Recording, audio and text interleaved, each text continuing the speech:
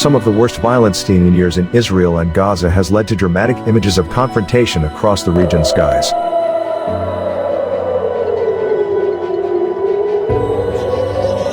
More than 3,000 rockets have been fired towards Israel by Hamas and other Palestinian militant groups in the past week. Israel's Operation Guardian of the Walls began with attacks on Hamas tunnels close to the border fence with Israel. Defense of Israel's nearby communities, some of which are within a few hundred meters of the fence, was a top priority. It's been during this crucial phase, described by Israeli officials as the centerpiece of the operation, that the number of Palestinians killed started to rise dramatically. Israel admits that civilians are caught up in the violence, but lays the blame squarely at the feet of Hamas, which it says is guilty of cynically operating in and around the blameless citizens of Gaza.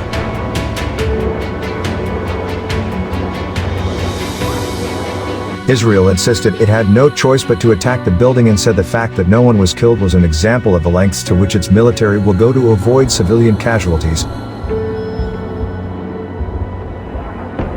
But about 90% of the rockets have been intercepted by its flagship Iron Dome missile defense system, according to the Israeli military.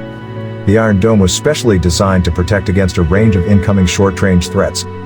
The system has its roots in the war Israel fought with Lebanon's militant Hezbollah movement in 2006, when thousands of rockets were launched into Israel, causing huge damage, mass evacuations and dozens of deaths. After that, Israel said a new missile defense shield would be developed. How Israel's Iron Dome defense system works? Watch this. This is the Iron Dome, the world's very first combat-proven defense system for intercepting rockets launched by nearby enemies. A keystone of the Israeli Air Force's defense capabilities, the Iron Dome and the soldiers who operate it have prevented thousands of rockets from hitting Israeli civilians since its debut in 2011. So how does it work? When a terrorist fires a rocket at Israel, the Iron Dome's radar detects it instantly, tracks its path, and a team of soldiers in the operations room launches a missile of their own to intercept it mid-air, where the terrorist rocket explodes on impact, high above civilians on the ground. Every Iron Dome operates day and night under any weather conditions against both short and medium-range rockets, and can respond to multiple threats simultaneously. That's right, there are several Iron Domes operating around Israel right now. The Iron Dome is extremely mobile and is regularly moved all over Israel. It is even fitted to work from the Israeli Navy's warships at sea.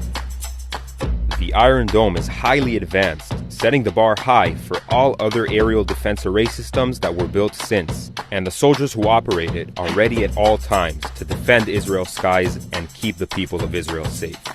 The Iron Dome has also been repeatedly upgraded to be able to counter the threat from mortars, which stay in the air for a much shorter time than rockets, and most recently from drones.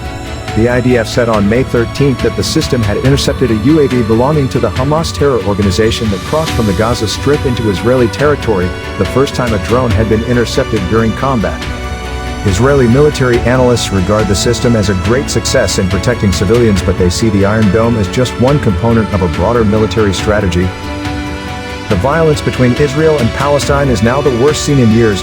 Airstrikes from Israeli warplanes have killed hundreds of Palestinians in densely populated Gaza, while a barrage of rockets fired by Gaza's militant group Hamas is testing Israel's Iron Dome missile defense shield.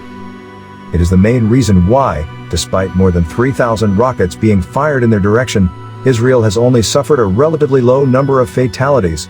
The Israeli Defense Force currently has 10 air dome batteries, each armed with 3 launchers for 20 Interceptors missiles. In addition, Iron Dome systems have been developed for the U.S. military and produced in collaboration with Raytheon Technologies Corporation.